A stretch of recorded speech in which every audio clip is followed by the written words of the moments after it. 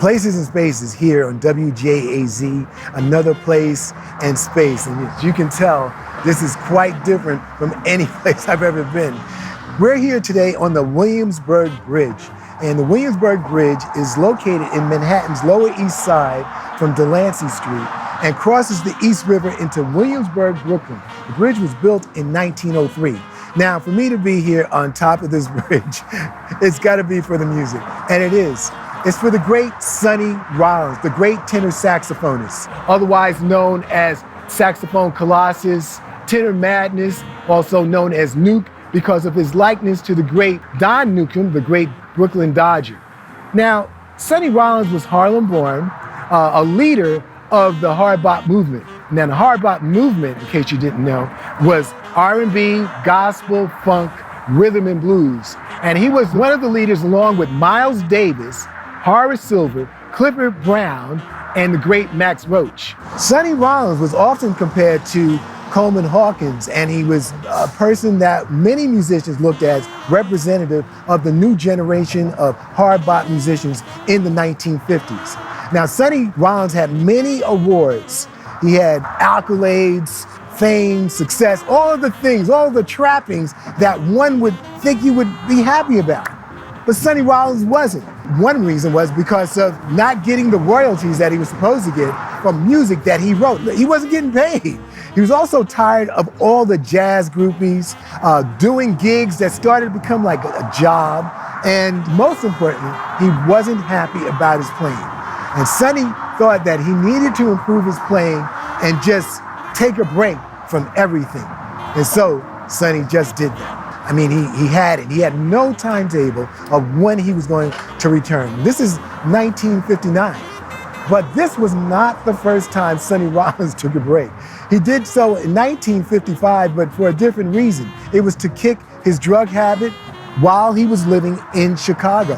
And he did that, taking that year off and also improving his playing. He then returned to the scene again.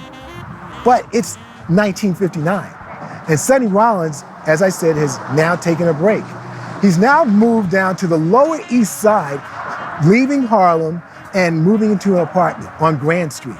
You see, Sonny Rollins wanted to find a place that nobody could possibly find him. But he needed a place to practice. And he couldn't practice where he lived because he wanted to play loud and he wanted to search what the music and where it took him. And he couldn't do that with his neighbors. So one day, Sonny Rollins is walking along Delancey Street and, he sees the Williamsburg Bridge and he happens to see stair steps going up. He walks up onto the pedestrian walkway and gets up in the middle of it and he says, wow, what a great place to practice. Nobody's going to hear me up here. And thus, Sonny Rollins started in 1959, day and night, hot, cold, rain, snow. He was up here every day practicing, searching for the new music as well as his new spirituality that he practiced in Buddhism, exercising with yoga. I mean, Sonny Rollins was doing all of this every day, becoming the new person. Now, when I first heard this story about some jazz musician deciding to practice under the bridge, and that's where I thought he was practicing under the bridge.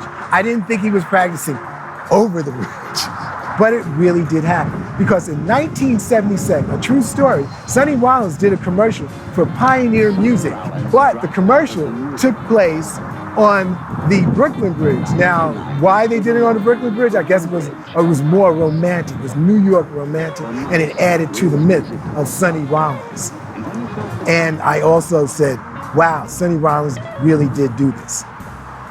But now it's 1961, and Sonny Rollins finally leaves the mountaintop here on the bridge and returns to the jazz world to great fanfare. Everybody is happy to see Sonny Rollins. Sonny is much more together. He's getting more money. More money always helps, okay? And he had a new sound. Sonny Rollins came home with a mohawk, had a mohawk when he was coming back, and he was together spiritually and physically. He had developed and crossed this bridge and become a new person and built a new bridge. the new Sonny Rollins. And in 1962, Sonny Rollins recorded a new album. It was called The Bridge. WJAZ, just coolin'. Places and spaces. Back to the music.